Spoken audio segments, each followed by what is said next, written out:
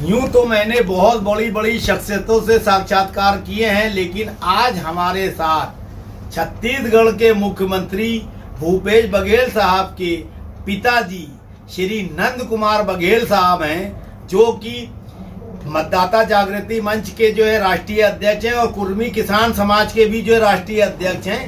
राजनीति की बारीकियों को बहुत गहराई से समझते हैं।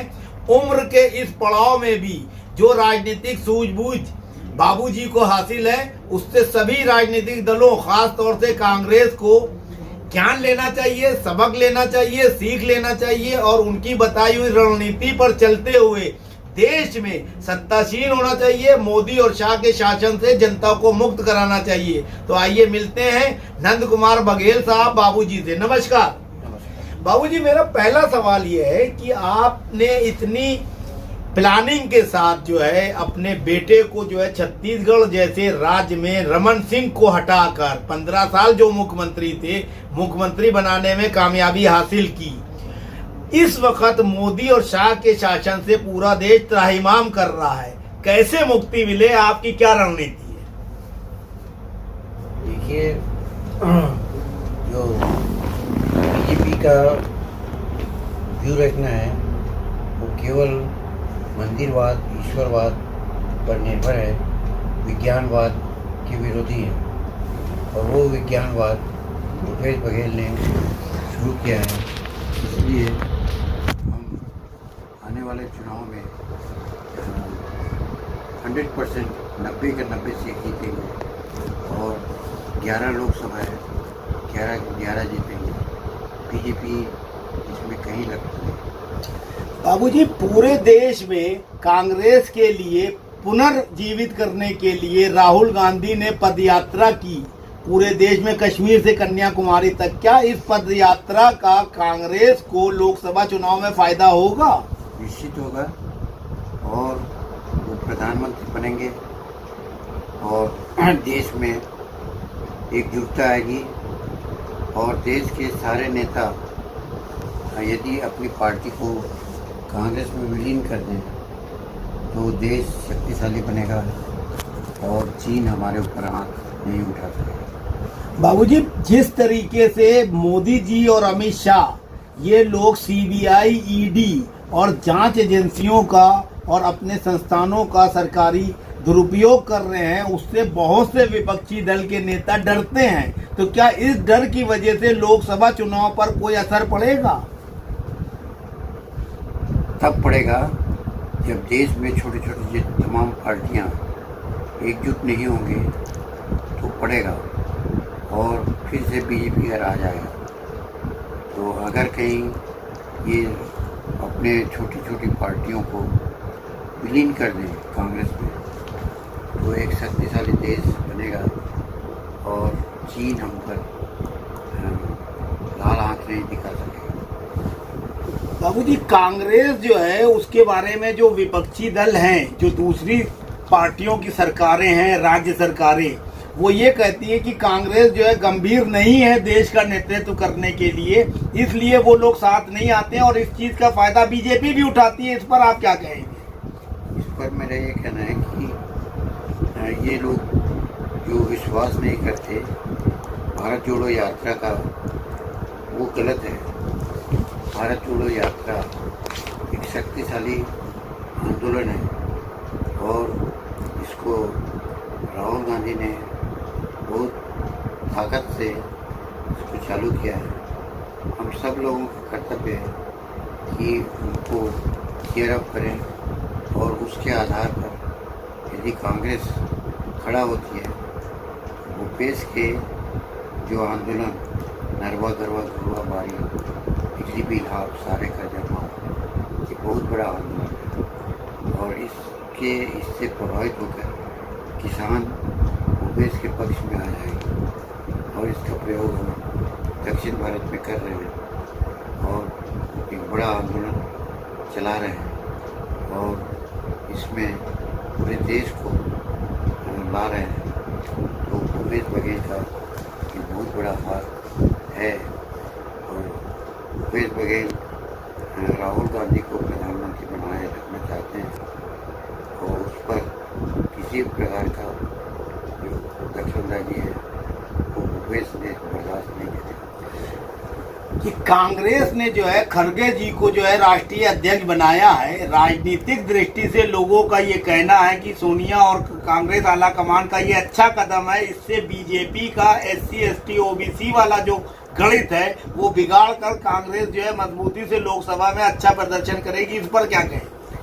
इस पर ये कहना है कि सारा अधिकार खड़गे जी को देना चाहिए और बीच में जो राहुल परिवार ब्राह्मणों को टिकट देता है और उसको लोग पसंद नहीं करते और लोग उसको हराएंगे, तो इसलिए ब्राह्मणवादी जो व्यवस्था है हमने देख लिया कि प्रियंका वाड्रा ने ब्राह्मणियों को खड़ा किया और केवल 2 सीट पाई और सारे सीट हार गए।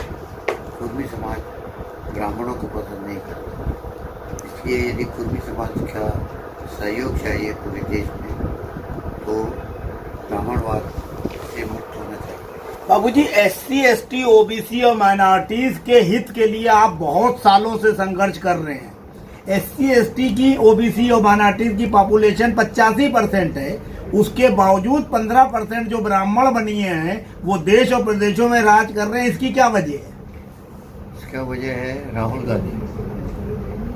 गांधी जनेऊ धारण करते हैं जी, जबकि जनेऊ संस्कार किसी ब्राह्मण ने नहीं किया है। जी, बगैर जनेऊ संस्कार के राहुल गांधी जनेऊ लटका लिया है, उसको निकाल के फेंकना चाहिए। जब तक वो फेंकेंगे नहीं तब तक के ब्राह्मणवाद जीवित रहेगा और राहुल गांधी इसी बात पर असफल हो रहे हैं। हमारा ये कहना है कि राहुल गांधी शादी कर लें और जनेऊ को निकाल के फेंकें तो नई क्रांति हो सकती है और अपने दाढ़ी मूछ बना लें। वहाँ नाई की व्यवस्था है छत्तीसगढ़, हम दाढ़ी मूछ बनवा लेंगे और उनको दूल्हा के रूप में हम देखना चाहते हैं। बाबूजी, छत्तीसगढ़ में 3 दिन का कांग्रेस का अधिवेशन होने जा रहा है, आप भी उसमें शामिल होंगे, आपके बेटे मुख्यमंत्री हैं। पूरी जोर शोरों से जो है 2024 के चुनाव से पहले और 23 में छत्तीसगढ़ में चुनाव है। इस अधिवेशन में क्या बातें तय होना चाहिए जिससे देश, राज्य और कांग्रेस मजबूत हो? इस अधिवेशन में एक तो राहुल गांधी को दूल्हा बनाया जाए जी, उसकी दाढ़ी मूछ साफ की जाए। दूसरा ये है कि मुझे कांग्रेस में प्रवेश दे। मैं राहुल गांधी से नहीं कहता, खड़गे जी से कहता हूँ कि मुझे टिकट दे लोकसभा का, मैं लड़ूंगा और जीतूंगा और उसके लिए मैंने बस का प्रबंध किया है और बस जगदलपुर से रायपुर दौड़ेगा और रायपुर से फिर जगदलपुर जाएगा और उनके जो अंधविश्वास हैं बीजेपी के और उसको हम समाप्त करेंगे और बीजेपी का अंधविश्वास टूटेगा। बीजेपी के खिलाफ में RSS हो गया है। पहले ये था कि RSS का जनक बीजेपी था और वहाँ RSS के लोगों ने देखा कि स्कूल को जलाने के लिए कहते हैं और पुल को उड़ाने के लिए कहते हैं। इससे हम ये अनपढ़ रहेंगे और इस बात का रोष हुआ और बीजेपी के खिलाफ नक्सली आंदोलन कर रहे हैं, लोगों को मार डाले हैं। तो एक नई क्रांति हो रही है।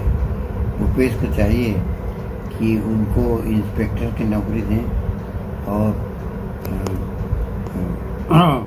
बीजेपी के खिलाफ जो अभियान चल रहा है उसको जारी रखें और जब तक के नक्सली लोगों को इंस्पेक्टर नहीं बनाया जाएगा तब तक के नक्सलवाद से सफलता नहीं मिलेगी। इसलिए भूपेश को चाहिए कि उनको इंस्पेक्टर बनाए, पुलिस में भर्ती करें और पुलिस में भर्ती करके नक्सलवाद का साफ करें, बीजेपी का सुपना अपने आप साफ करें। सर आखिरी सवाल कि बीजेपी को हराने के लिए अब कांग्रेसियों को और अन्य विपक्षी दलों को क्या करना चाहिए? बीजेपी को हराने के लिए वो बीजेपी पंडितवाद और मंदिरवाद, ईश्वरवाद पर आधारित अभियान चला रहा है। उसके मुकाबले कांग्रेस को भी अभियान चलाना चाहिए और एक बड़ा अभियान चलाना चाहिए। एक भी सीट 90 का 90 बीजेपी नहीं जीतेगा। और इसी तरह से लोकसभा में भी 11 में से 11 हारेगा, बशर्ते कि उसके विरोध में प्रचार किया जाए। हर लोकसभा में एक एक बस दिया जाए और उसमें अनाउंसमेंट किया जाए। लोग तैयार हैं भाजपा को हराने के लिए और कांग्रेस को जिताने के लिए। तो ये जो अभियान कांग्रेस का, भाजपा का चल रहा है, उसको समाप्त करने के लिए बसों की ज़रूरत है। 11 बस की व्यवस्था कर रहे हैं, हम 1-2 बस की व्यवस्था कर रहे हैं और उसके परिणाम देख लें भूपेश बघेल। और 11 में से 11 लोकसभा को जीतना है और एक विश्व रिकॉर्ड होगा कि ऐसा दुनिया में कहीं नहीं हुआ है कि विपक्ष एकदम साफ हो जाए। दुनिया में ये जो विज्ञानवादी भाजपा है, मंदिरवादी भाजपा है, ईश्वरवादी भाजपा है, उसका नाश हो जाएगा। क्योंकि हम ये चाहते हैं कि मुसलमानों को उचित स्थान मिले, क्योंकि मुसलमान हमारे पक्का वोटर है और जो वोटर हैं उनका सम्मान करना चाहिए। इसीलिए हमने फारूक अब्दुल्ला को प्रथम गृह मंत्री, प्रथम मुख्यमंत्री कश्मीर का चुना है। और आगे हम मुसलमान, ईसाई, 2 हमारे वोटर हैं। और बीजेपी कहता है कि मस्जिद और गिरजाघर के में घिर चुका है कांग्रेस, तो हमें वो चार्ज मंजूर है, वो जीत चुके हैं। लेकिन हम क्रिश्चियन और मुसलमान को नहीं छोड़ेंगे। धन्यवाद।